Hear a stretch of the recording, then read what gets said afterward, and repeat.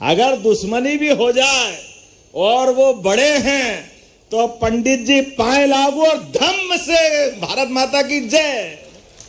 हमारे सेनाओं के द्वारा जो आपने पराक्रम पुरुषार्थ की एक नई गाथा लिखी है, मैं भिंड, ग्वालियर, चंबल के पूरे रणबांकुरों के लिए, क्योंकि हमारे हर घर में या तो सेना का जवान मिलेगा या घर में किसान मिलेगा। मैं सबको प्रणाम करता हूं, अभिनंदन करता हूं। होंगे कोई और जो बंदूक की गोली या तोप के धमाके से डर जाते होंगे, ये हमारे बीहड़ के बांके जवान है जो बड़े से बड़े तोप के सामने छाती अड़ा करके कंपटीशन करके बताते हैं, लगा तेरे में जितना दम है।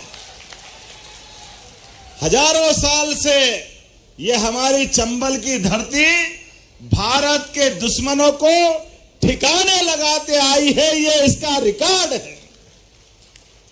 तमाम कठिनाइयों के बावजूद सदैव देश की, भारत माता की जय जयकार में कदम से कदम मिला करके 145 करोड़ है, अब तो 145 करोड़ देशवासियों के लिए अगर भारत महफूज है तो मुझे गर्व है।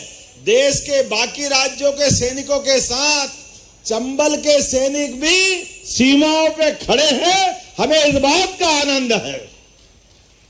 और केवल इतना ही नहीं, यहां का तो अतीत ही बहुत गौरवशाली है।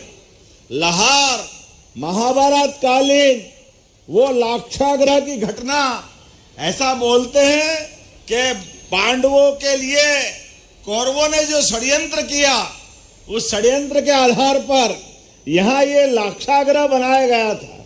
अब मुझे मालूम नहीं है बनाया कि नहीं बनाया, लेकिन ये बात तो पक्का है कि भिंड के अंदर कोई किसी के साथ अन्याय नहीं कर सकता है, ये पक्की बात है। ये न्याय की बात करने वाला क्षेत्र है,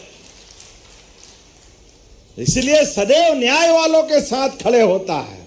जहां अन्याय होता है वहां हमारा जवान चंबल का, भिंड का और कितने सलीके से व्यवहार करते हैं। अगर दुश्मनी भी हो जाए और वो बड़े हैं तो पंडित जी पाए लागू और धम्म से भारत माता की जय। ये कहीं नहीं मिलेगा।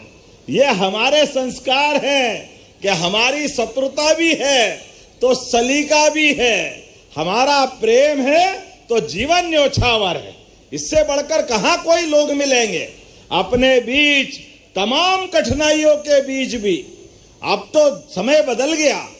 कांग्रेस के जमाने में वर्षों तक कांग्रेस ने अपने केवल विजय तिलक के लिए यहां बीहड़ में डाकुओं का भय बताते रहिए, उनसे डराते रहिए, क्योंकि वो वोट के आधार पर जीतते नहीं थे, वो चालाकी से किसी और कारण से जीतते थे। तो आम आदमी के परेशान के लिए, सीधे साधे लोगों के लिए, खेती किसानी वालों के लोगों को डराने के लिए लोग डाकू पालते थे। ये हमारी सरकार है। जब से बनी उमाजी, बाबूलाल जी गौर, शिवराज सिंह चौहान की सरकार, अब डाकू के हते पते नहीं लगते। जोरदार अभिनंदन करो, ये है सुशासन।